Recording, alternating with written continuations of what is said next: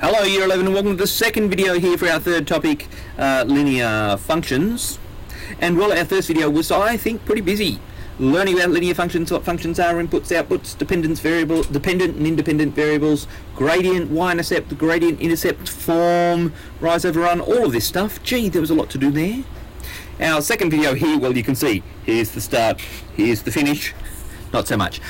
Important nonetheless, very important nonetheless. We calculated the gradient in our last exercise by either reading it off from our function in gradient intercept form, y equals mx plus c.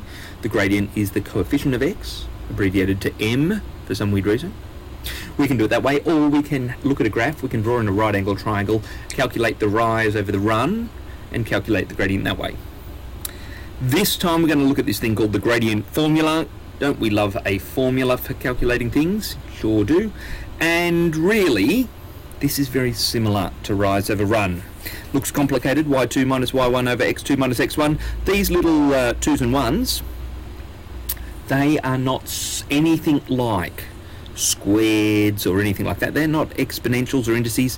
When we do little subscripts like this in maths, they're just labels. They're just little bits of information to remind us of what's going on.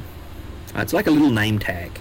Because we've got more than one y, we've got more than one x, this just means the first one and the second one. The first x value and the second x value. Sometimes in these subscripts, like we did with blood alcohol content, we put a little male or female down there. Right? That's not part of any calculation, it's just a label, just a reminder, a name tag of what exactly this is referring to. So this means take the second y value and subtract the first y value from it. That calculates the rise. Right? The top of my triangle minus the bottom of the triangle tells me its height. Take the second x value and subtract the first x value. The right hand end minus the left hand end tells me how long it is. Right? The run, the rise over the run. And that will calculate the gradient. Now it doesn't matter, right? You might have more than 2 points, right? We're talking about an x1 and a y1, x2, y2. You might have a table with 30 coordinates in there. Doesn't matter which two you use, right? As long as they sort of stay paired up, right? This could be x1 and this could be x2. If that's the case, though, this has to be y1 and y2. I can't say x1, x2, y1, y2. No, right? The coordinates have to sort of stay paired up. So here we go. I have two examples to work through here. In this case, I'm just given two coordinates, and I want to find the gradient of the straight line. When we say line, we'll say straight line passing through these points. And here I have a table of values, and I have a few more options to choose from there. Okay, let's look at this one first. Some people like to put a little label up here. I'm going to go x1, y1, x2, y2.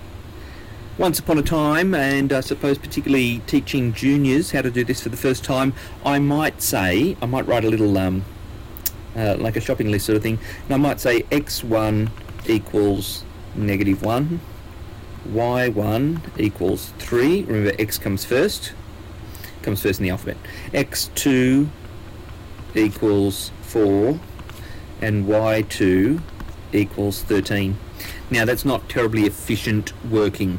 You don't need to write these little x1, y1s, x2, y2s up the top. Neither do you need to put this little matrix of conversions here either. You don't need either of that stuff, but if it helps you, that's great.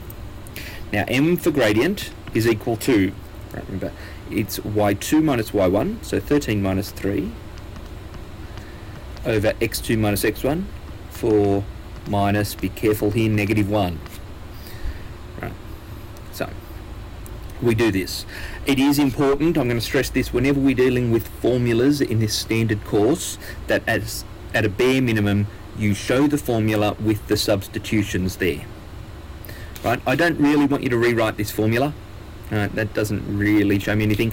And I don't want to just see the answer. Okay?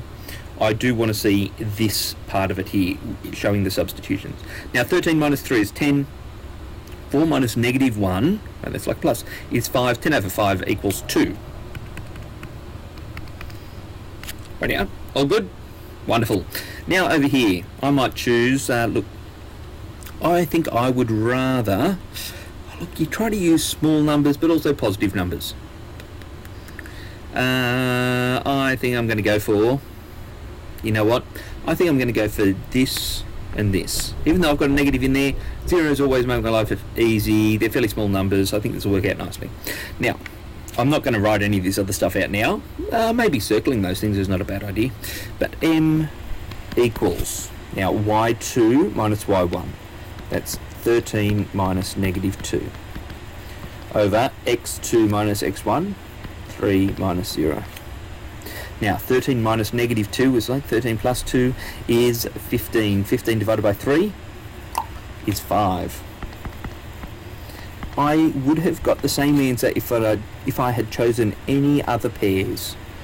Right, if I'd gone from negative 2, negative 12 to 10, 48, right, we'd have got 12 over 60, sorry, 60 over 12, which equals 5.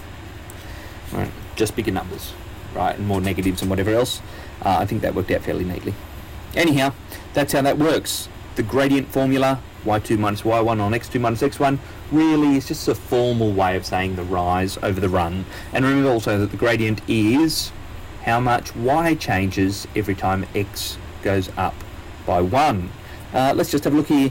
If then I put x equals 4 in here, say I put another one in, x equals 4, we worked out our gradient means y increases by 5 every time, so it would be 4, 18, right? That's good. Wonderful. Okay, that's it for our second video here, the gradient formula. I hope you enjoyed. Whoa, linear modelling coming up next. I have lost access to this thing here. Hang on. Oh no, things are going badly for me all of a sudden. No, that's it. That's our second video. I've had enough rambling. Hope you enjoyed. I'll see you in class.